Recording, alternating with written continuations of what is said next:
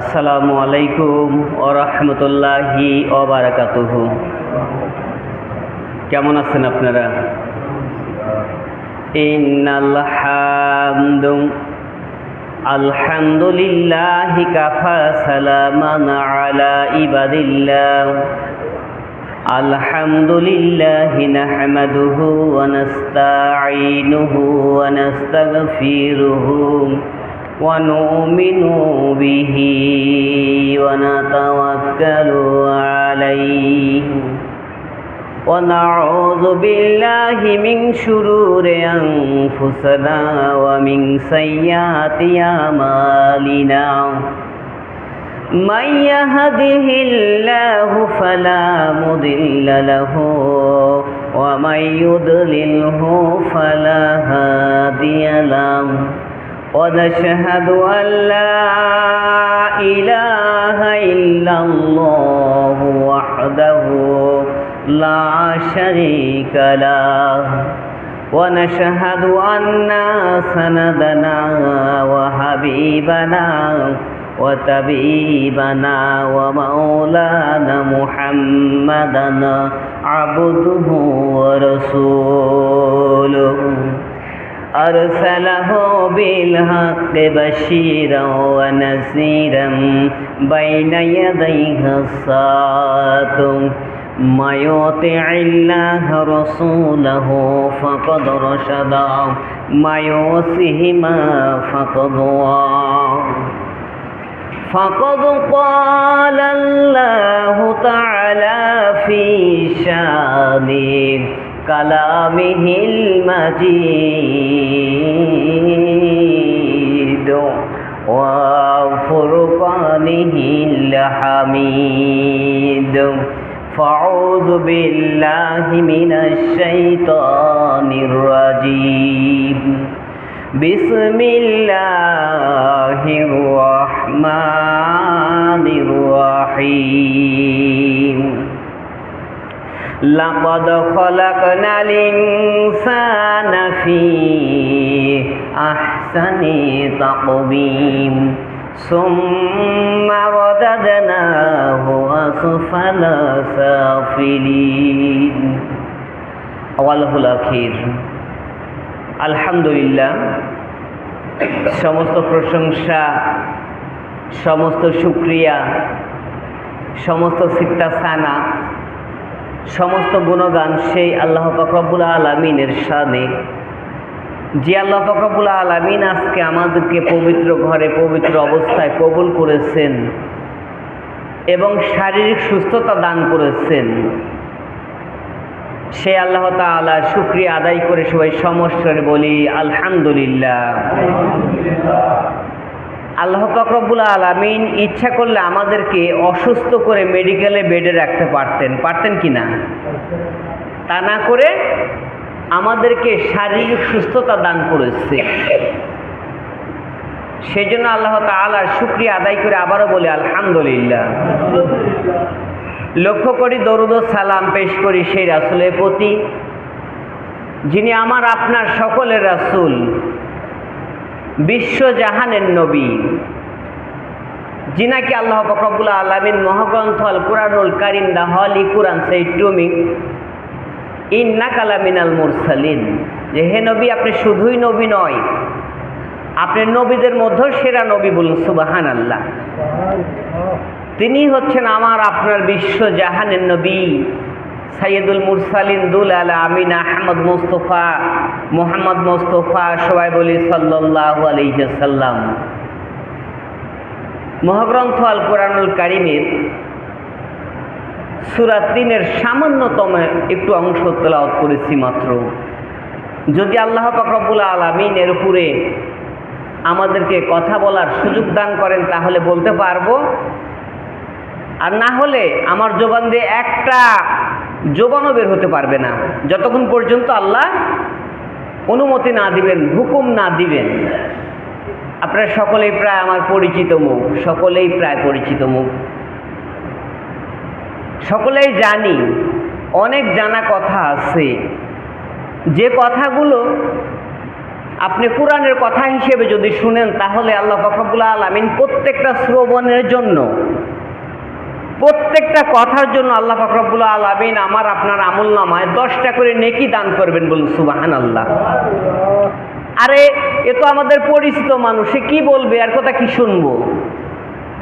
আমাকে শোনার তো দরকার নেই, শুনবেন আপনারা মহাগ্রন্থ আল কুরআনুল কারীমের কথা, যেটা পূর্ণাঙ্গ জীবন বিধান, যার মধ্যে কোনো প্রকার সন্দেহ নাই, যার মধ্যে কোনো প্রকার সন্দেহর অবকাশ নাই।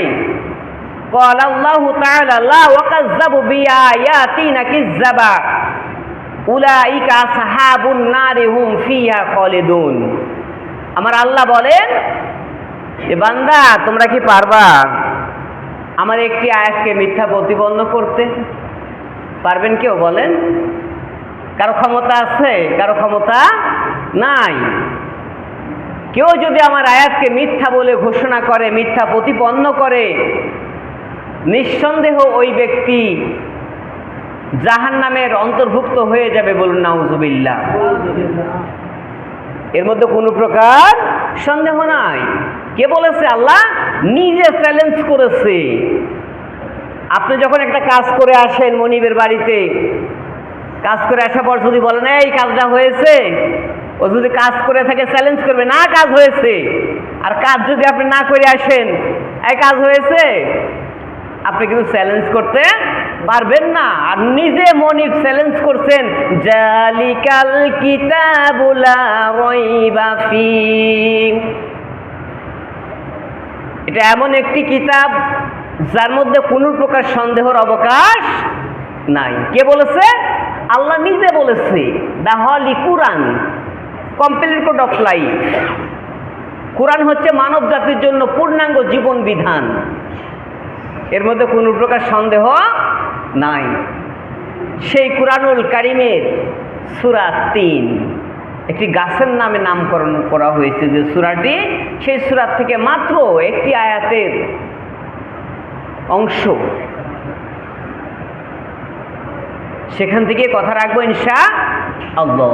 তারপরেও মেসেজটা একটু না দিলেই নয়, বার্তাটা আপনাদের কাছে পৌঁছে দিতে হবে, যেহেতু আগামী বৃহস্পতিবার যত সম্ভব আল্লাহ যদি দয়া করে আমাদের জন্য ঈদুল আজহার দিন। এটা বিশেষ একটি দিন, ঈদুল আজহা আগামী বৃহস্পতিবার যদি হয় তাহলে আমরা আর জুমা পাচ্ছি নাকি? আর জুমা হয়তো বা পাবো না। তার মানে কি ঈদুল আজহার পূর্ব জুমা এটাই। বিশেষ বিশেষ কতগুলো কথা থেকেই যায়, না বললেই নয়। যেহেতু এখানে বড় কেন্দ্রীয় ঈদগাহ ময়দান আছে, সেখানে নির্ধারিত সময় জামাত হবে, মাইকিংও হয়তো বা হবে, ঘোষণা হবে। এটা নিয়ে আমাকে আর আলোচনা না করলেও চলবে, এ বিষয়ে যেহেতু আপনারা সকলেই অবহিত আছি। তারপরেও দেখা গেছে কি যে আমরা কি করি, ঈদের দিন সকালে নির্ধারিত সময় অপেক্ষা করে ইমাম সাহেব তাকবীর দিয়ে নামাজে দাঁড়িয়ে যাচ্ছে, আর আমরা পিছনে পিছনে দৌড়াচ্ছি আর যাচ্ছি। সময় মতো আমরা পৌঁছতে পারি না। সারা জীবন সময়কে অবহেলা করেছি। বছরের 2টি দিন, আনন্দের দিন, মুসলমানের জন্য খুশির দিন, সেই দিনটাও আমরা কি অবহেলায় দেরি করে সময় মতো পৌঁছতে পারি না। এই যে মসজিদে আমরা যারা আসছি, একটু আগে আসলে তো আগে 2টা কথা আপনাদেরকে বেশি শোনাইতে পারতাম, তাই না? যদি একটু আপনারা আগে আগে আসতেন তাহলে 2টা কথা আপনাদেরকে বেশি শোনাইতে পারতাম। আপনারা মনে করবেন যে হুজুর কি ওয়াজ শোনাইবেন প্রতিদিন। ইনশাআল্লাহ এতটুকু বলতে পারি, বছরে 52টা সপ্তাহ হয়, একই ওয়াজ যে আপনাদেরকে বারবার শোনাবো এই আশা করবেন না। নিত্য নতুন আধুনিক যুগ, ডিজিটাল যুগ, ডিজিটাল ওয়াজই আপনাদের সামনে প্রতিদিন উপস্থাপন হবে ইনশাআল্লাহ। এখন আপনারা যদি বাড়িতে বসে থাকে, এই কে তো আরে চিনি রে, ও তো আমার এলাকায় সলপল, ও কি জানে, এটা কিন্তু ঠিক হবে না। কারণ আপনি যা জানেন তা আমি জানি না, আর আমি যা জানি হয়তো বা তা আপনারা জানেন না, আবার হয়তো বা জানেনও।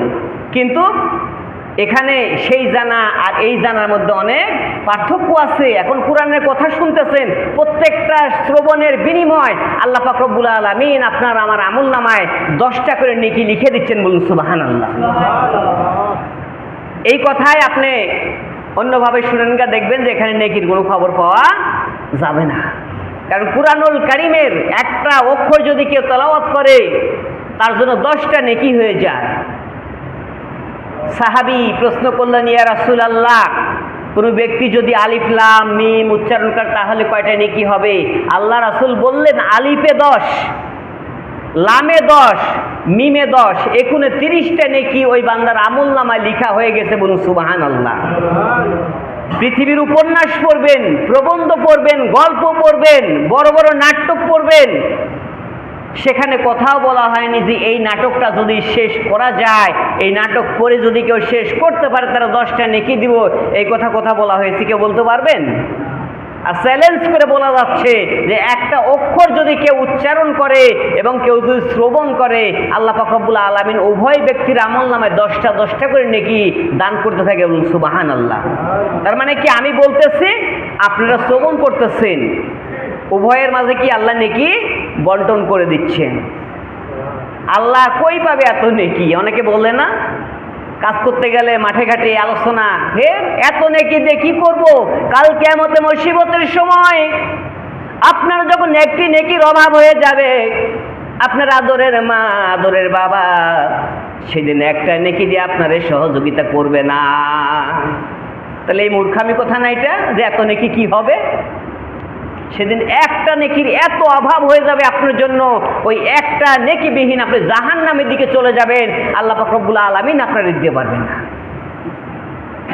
নেকির দরকার আছে কিনা বলেন? আল্লাহর এত নেকি কই থেকে দিবে আল্লাহ? আল্লাহর গনিমতের মালের কোনো অভাব নাই। সেই মানব জাতিকে সৃষ্টি করে আমার আল্লাহ ঘোষণা দিয়ে দিলেন, ও পৃথিবীর মানুষ, তোমরা চতুর্দিকে খেয়াল করে দেখো, আমি চন্দ্র সৃষ্টি করেছি, সূর্য সৃষ্টি করেছি, আসমান সৃষ্টি করেছি, জমিন সৃষ্টি করেছি, সকলের দিক থেকে তোমরা সুন্দর বলো।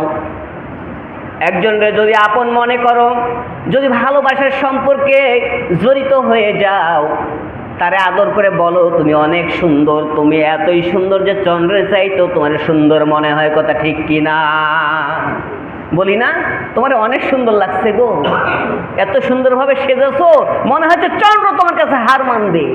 বলে নাউজুবিল্লাহ, চন্দ্র কোনোদিন মানুষের চাইতে সুন্দর হতে পারে পারে নাকি?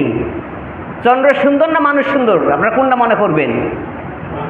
মানুষ সবচাইতে সুন্দর। কে বলেছে? মহাগ্রন্থ আল কুরআনুল কারীমের মধ্যে আল্লাহ পাক রব্বুল আলামিন নিজেই বলেছেন। কি বললেন? লাকাদ খালাকনাল ইনসানা ফি আহসানি তাকবীম। আমি মানব জাতিকে এত সুন্দর আকৃতি দান করেছি, এত উত্তম রূপে সৃষ্টি করেছি, এর চাইতে সুন্দর এই পৃথিবীতে আমি আল্লাহর কাউরে সৃষ্টি করি নাই। বলুন সুবহানাল্লাহ। সেই সুন্দর হলো আমরা মানুষ। এই মানুষ যখন আল্লাহ তাআলার হুকুম শুনে, আল্লাহ তাআলার কথা শুনে, আল্লাহ তাআলার কথা মতো চলে, আল্লাহ পাক রব্বুল আলামিন তখন খুশি হয়ে যায়। খুশি হয়ে ফেরেশতাদেরকে ডেকে ডেকে বলে, ও আমার ফেরেশতা, তোমরা বলেছিলে আতাজালু ফিহা মান ইউফসিদু ফিহা ওয়া ইয়াসফিকুদ দিমা, এরা নাকি পৃথিবীর বুকে মারামারি, রক্তক্ষয়, যুদ্ধ করবে, এরা বলে দ্বন্দ্ব করবে। তোমরা সাক্ষ্য থেকে যাও, আমি আল্লাহ পাক রব্বুল আলামিন ঘোষণা দিয়ে দিয়েছি, ইন্নী আ'লামু মা লা তা'লামুন, যে আমি যাহা জানি তা তোমরা কিছুই জানো না। তোমরা আজকে দেখো, আমার বান্দা যখন মসজিদে আজান হয়ে গেছে, মুয়াজ্জিম সাহেব আজান দিয়ে দিয়েছে। কি আজান দিয়েছে? শফিউল্লাহ ভাই। শফিউল্লাহর এখানে কোনো কর্তৃত্ব নাই। কর্তৃত্ব কার? আল্লাহ তাআলার হুকুম এটা। ওই শফিউল্লাহ ভাইয়ের জায়গায় যদি আরেকজনকে দাঁড় করে দেন, আমার হাবিব ভাইকে দাঁড় করে দেন, ও কিন্তু আজানই দিবে। নাকি আল্লাহু আকবার আল্লাহু আকবারের জায়গায় অন্য কিছু বলবে নাকি? আল্লাহর এই মহান বাণী শোনার সঙ্গে সঙ্গে যে ব্যক্তি তার নিজের হাতের জরুরি কাজকে ছেড়ে দিয়ে আল্লাহর মসজিদ দিকে ছুটে আসে, আল্লাহ পাক রব্বুল আলামিন তাদের দিকে তাকিয়ে মুস্কি মুস্কি হাসে, আর ফেরেশতাদেরকে বলে, আমার ফেরেশতা, তোমরা সাক্ষ্য থেকে যাও, আমি আজকে বলে দিলাম, দেখো তোমরা বলেছিলে এরা নাকি মারামারি করবে, রক্তক্ষয়, যুদ্ধ করবে, আর আমি বলেছিলাম আমি যা জানি তা তোমরা জানো না।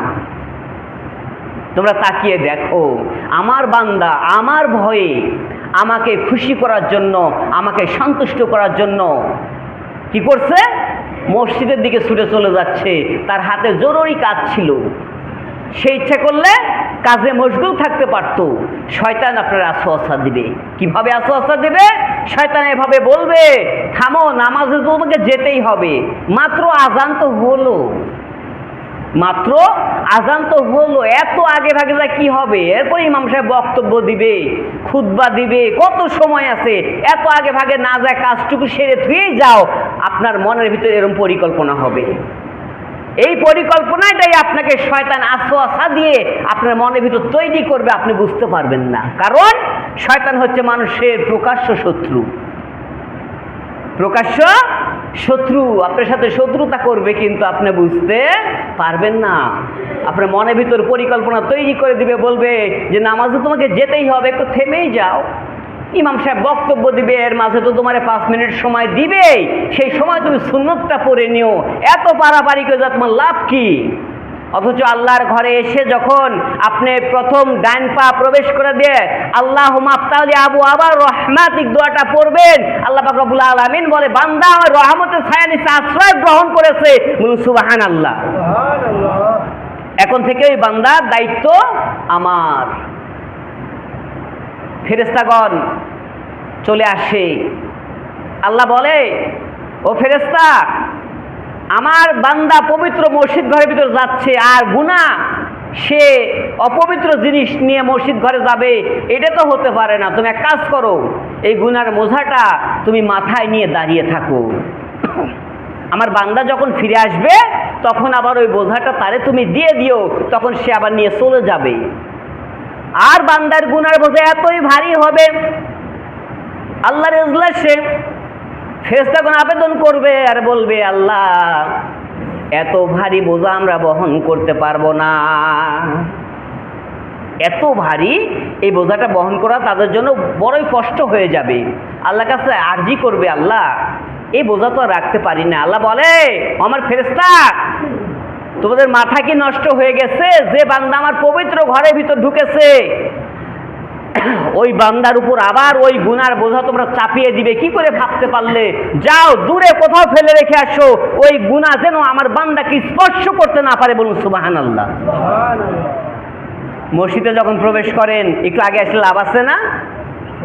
ইমাম সাহেব যে আলোচনা করতেছে, আলোচনা শোনার দরকার আছে না? এমনও হয় যারা হাই স্কুলে চাকরি করে বা প্রাইমারিতে চাকরি করে, তারা জানে যে একটা ছাত্র যখন ক্লাসে আসে, এরপর শিক্ষক যায়, শিক্ষক যে অ্যাটেন্ডেন্স হাজিরা করে, অ্যাটেন্ডেন্স যখন হাজিরা করে, এরপর দেখা গেছে ক্লাস শুরু হয়ে গেছে, দেখা গেছে মাঝামাঝি একজন ছাত্র দৌড়াচ্ছে আর আসছে, পরবর্তী যে ছাত্রটা সে ওর নামটা কি ওই খাতায় সেদিন আর উঠে?